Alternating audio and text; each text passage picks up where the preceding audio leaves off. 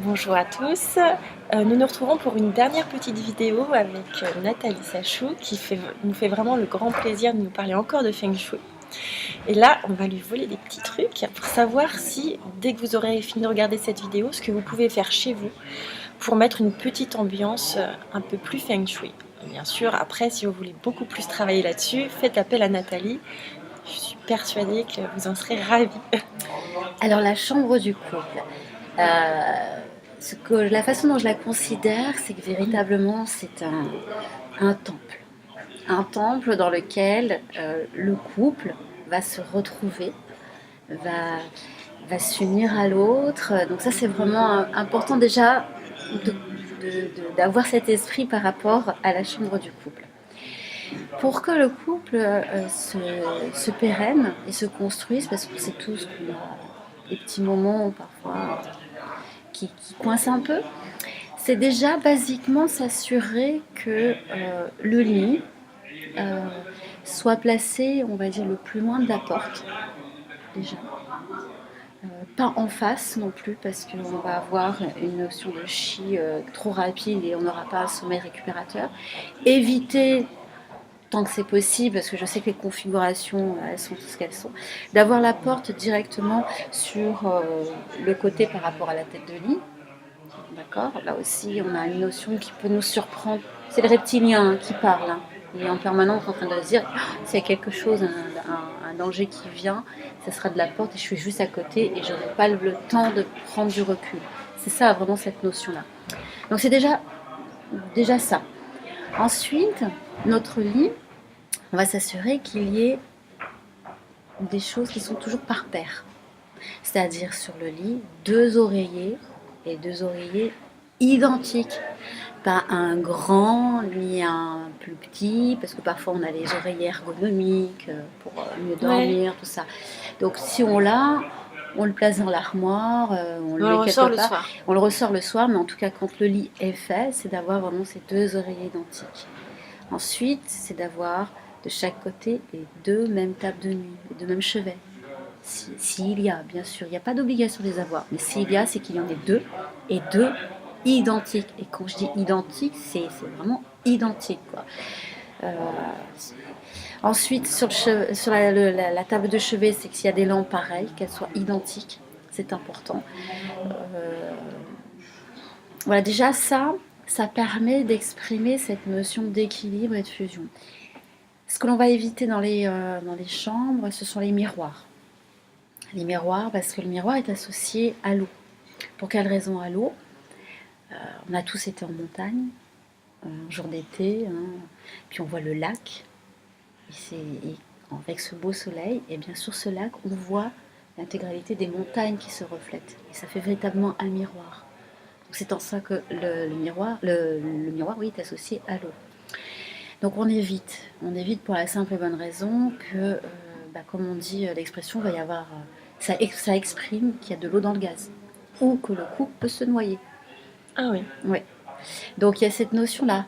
Donc je comprends qu'il y ait une nécessité d'avoir des miroirs pour se Pour regarder. se regarder ou pour faire Voilà. que la pièce paraisse plus grande parfois aussi ou Plus plus grande. claire. En tout cas, pendant le sommeil, c'est de le couvrir, ce miroir. Parce que là, ça va renvoyer les énergies. On va avoir un taux des énergies beaucoup trop hautes.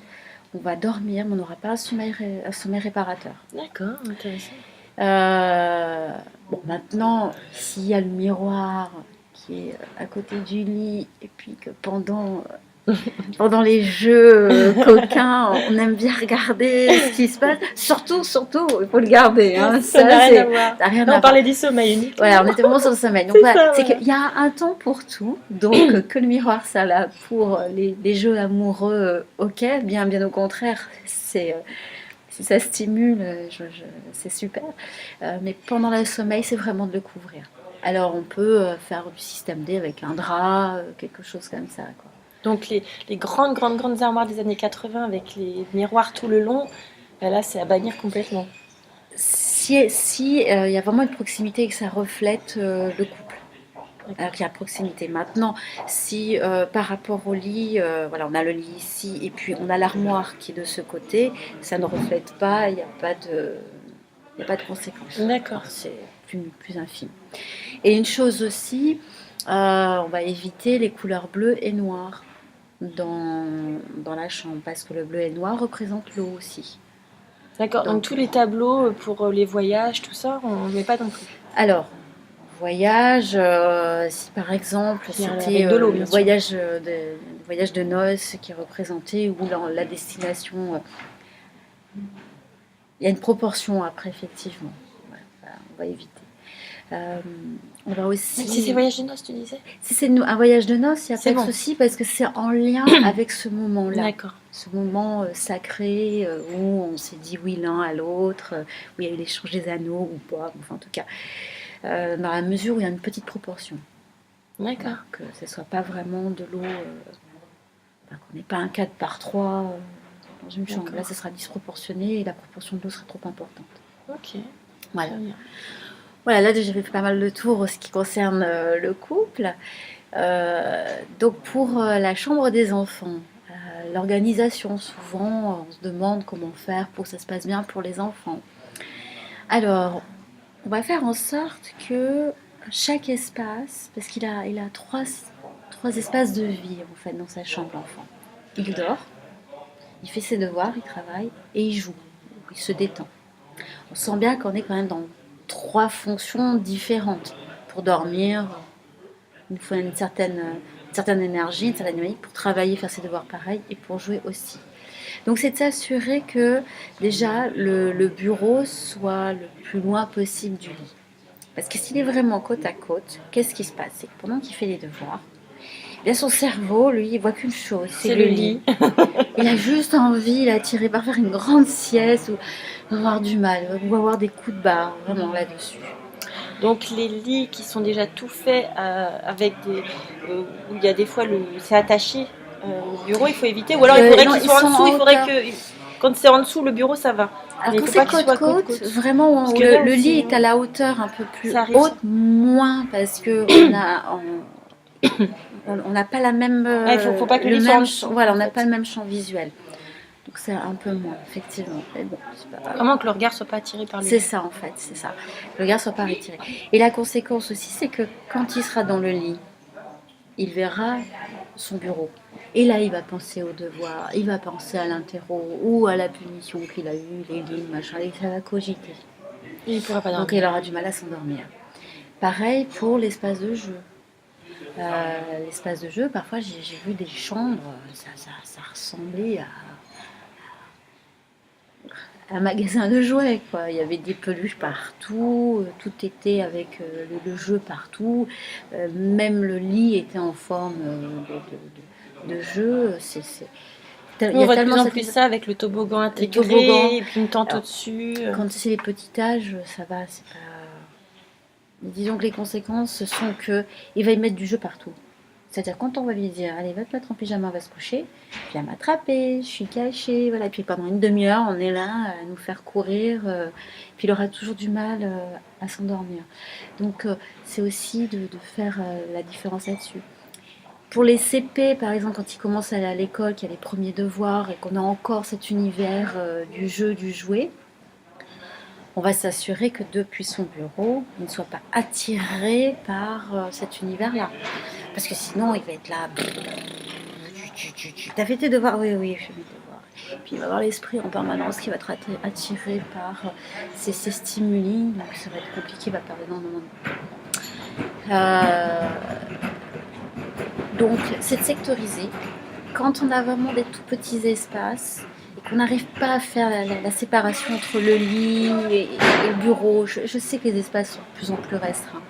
Ce que je propose, c'est de mettre, vous savez, un petit rideau. Parce qu'un petit rideau, ça prend pas beaucoup de place. Et juste que la partie entre bureau et lit soit occultée. Et ça change. Comme on pourrait le faire avec le miroir dont tu parlais tout à l'heure aussi. Exactement.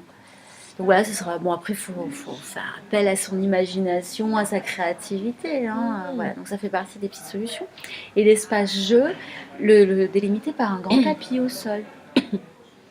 Après, bon, en grandissant, il mettra des coussins, il fera ses jeux. Donc, pour les adolescents, hein, je m'adresse un peu plus à ce public, On dort dans son lit, on fait ses devoirs sur le bureau et on se détend sur son espace. Alors que l'ado, il a tendance Tout faire dans le lit. à tout faire dans le lit. Qu'est-ce qu'il se fait? Ben, quand il bosse dans son lit, c'est court. Ben, quand il va se coucher, ben, il se couche dans cette énergie-là. Donc surtout, c'est quand il est dans les périodes, il y a des examens, donc là, c'est pas très cool, quoi. Voilà, c'est vraiment de faire la séparation de ces choses. Bah, Voilà pour les enfants. Très intéressant. Merci Nathalie. Tu voulais rajouter quelque chose? Parler du bureau, voilà, le bureau, intéressant. Aussi. Alors l'organisation de son bureau, qu'elle soit dans son domicile ou bien au travail, la première chose, c'est déjà s'assurer que l'on ait une chaise avec un dossier, vous savez, version ministre. D'accord. Alors on se dit, ah ouais, il fait fauteuil de ministre. Et l'idée du fauteuil de ministre, c'est que au niveau du reptilien, déjà, s'il y a quelque chose qui vient par derrière, on a cette notion de protection de coque. Alors que quand on n'est pas protégé ou quand on est assis sur un tabouret, déjà c'est pas très confortable, mais on a en permanence l'impression qu'il y a quelque chose qui va venir derrière. Et moi j'aurais tendance à mettre un tabouret pour rentrer le sortir pour qu'il gêne pas le passage en fait. Et là vraiment ça va donner une notion de soutien. Voilà, je suis soutenue. Alors déjà je suis soutenue, donc ça augmente la confiance en soi. Dans le je suis soutenue par mes proches. Donc si c'est collègues ou par mon partenaire de vie, par mes enfants, par mes parents, voilà, c'est vraiment cette notion de soutien, entre autres, parce qu'il y a plein d'autres choses aussi. Généalogiquement plus dense que ça. Voilà, tout à fait. S'assurer aussi qu'on ait un champ de vision ouvert face à son bureau. On a toujours tendance à, parce qu'il n'y a pas beaucoup de place, à coller le bureau face au mur. En termes de projection, pas grand-chose. Donc c'est toujours d'avoir un champ de vision un peu plus dégagé. Même maintenant qu'il y a des ordinateurs, ça change pas la donne un petit peu? Non, parce que même si on est focus sur son ordinateur en train de travailler, ça ne nous empêche pas, on voit quand même qu'on a le mur ou bien la vue sur quelque chose de plus dégagé. Donc en termes de projection, ce sera beaucoup mieux, quoi. D'accord. Voilà. Et puis, on va s'assurer d'avoir une densité plus importante à gauche qu'à droite.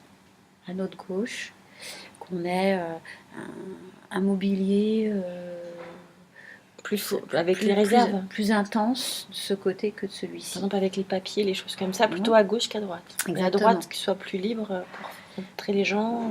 Pas spécifiquement, c'est que le fait d'avoir une densité à sa gauche permet d'être dans le faire, dans le concret, dans la réalisation. Quand on va l'avoir à droite, la densité, on va être beaucoup plus orienté sur la créativité. Donc si on est en train de faire ses factures et ses comptes, oui, pourquoi pas mettre de la créativité à l'intérieur, mais c'est pas tellement ce qui est demandé dans cette dynamique-là. Maintenant, voilà, si effectivement je suis en train de réfléchir à un projet, comment je pourrais m'y prendre, quelle stratégie, etc. Effectivement, le fait d'avoir une densité plus importante de ce côté sera mieux. Là, ça va du côté droit cette fois. Droit. Créativité, concrétisation. Parce que moi, j'ai un bureau qu'on essaye de réaménager depuis longtemps, et c'est plutôt dans le créatif par contre. Ouais. Donc là, il vaut mieux que ce soit plus dense à droite.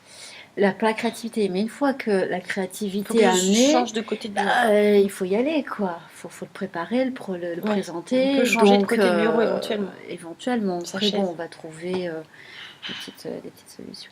D'accord. Voilà en ce qui concerne le bureau. Mais dis donc, que d'informations. En tout cas, merci vraiment Nathalie, parce que tu nous as donné beaucoup de choses.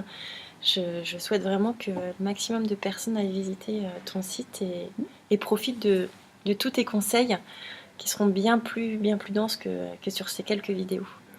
Je vous remercie à tous. Si vous n'avez pas vu les autres vidéos, de toute façon, on va créer une playlist. Donc suivez le lien qui est en dessous de cette vidéo pour y retourner. Et puis allez sur le site de Nathalie, sur visiondynamique.com aussi. Et puis je vous retrouve bientôt pour de nouvelles aventures. Merci beaucoup à tous. Au revoir et merci. Merci.